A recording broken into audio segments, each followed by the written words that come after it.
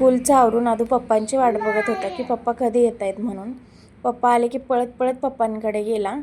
पप्पा असे गाडीवरती स्कूलला सोडायला येणार असले की त्याला मज्जा वाटते स्कूलला जायला. आदूच्या टिफिनला आणि आमच्या नाश्त्यासाठी आज आलू पराठा बनवला होता. पिलूला हा फुगा दिला होता खेळायला, त्यात लायटिंग होते त्याच्यामुळे तर एकटक बघत बसलेला त्याच्याकडे. त्याला हा फुगा दिला की मी देवपूजा आवरायला घेतली, देवपूजा केली, तुळशीला पाणी घातलं सकाळ सकाळ आणि उदबत्ती वगैरे लावली की छान प्रसन्न वातावरण होतं. आदूला स्कूलला पाठवलं की पटपट सगळी कामं आवरायची आणि लगेच ह्याला आणायचा टायमिंग होतो. 2 मुलांना बघत घराचं सगळं करण्यात माझा कसा वेळ जातो तेच समजत नाही आजकाल. आदूला आणायला गेलं की आदू वाटच बघत असतो की कधी मम्मा येते मला आणायला. गेलं की लगेच पळत पळत येतो तो.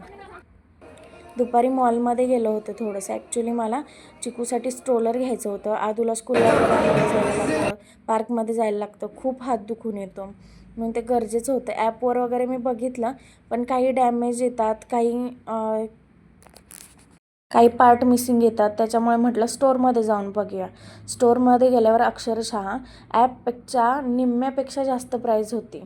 मॉलमध्ये गेल्यावर मिरर सेल्फी तो बनताय. मला काही सुचतच नव्हतं काय करावं आता. स्टोअरमध्ये तर आम्ही मॉलमध्ये 4-5 स्टोअर होते, सगळीकडे जाऊन बघितलं पण कुठेच आम्हाला आमच्या मनासारखं बजेटप्रमाणे भेटलं नाही. जाताना माझं सगळं स्वप्नांचा अगदी चुरा झाला होता. म्हणजे मी एवढी स्वप्न रंगवलेली छान असं स्ट्रोलर घ्यायचं, तसं स्ट्रोलर घ्यायचं. फौजींना माझं काही पडलेलं तोंड बघवलं नाही. ते मला म्हटले आपण खडकीत जाऊया, तिथे बघूया लोकल दुकानांमध्ये भेटते का, टॉईजचे वगैरे स्टोअर असतात, सायकलचे. होतं बऱ्यापैकी पण नव्हतं पाहिजे तसं नव्हतं. आदूला मात्र पेपा पिग भेटलं मात्र. त्याच्या आवडीचं कार्टून आहे पेपा पिग. रोज दिवसभर आमच्या घरात नुसतं पेपा पिगच चालू असतं. Peppa pig, John, daddy fig, mummy fig तेच चालू असतं नुसतं दिवसभर आमच्याकडे. त्याला खूप आनंद झाला होता त्याला हे भेटलं होतं तर. त्याच्या चेहऱ्यावरची स्माईल बघा. आले की लगेच हे सुरू झालं आमचं खेळायचं.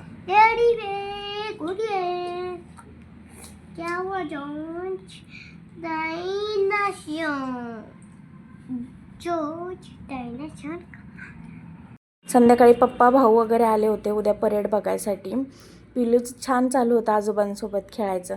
पटकन स्वयंपाक आवरावं म्हटलं की असं काहीतरी व्हायचंच असतं घाईच्या टायमिंगला. आदूला माऊसोबत अभ्यासाला बसवलं पण त्याला काय अभ्यास करायचा नव्हता. तो कारणं शोधत होतं कसा काय नको करू मी अभ्यास.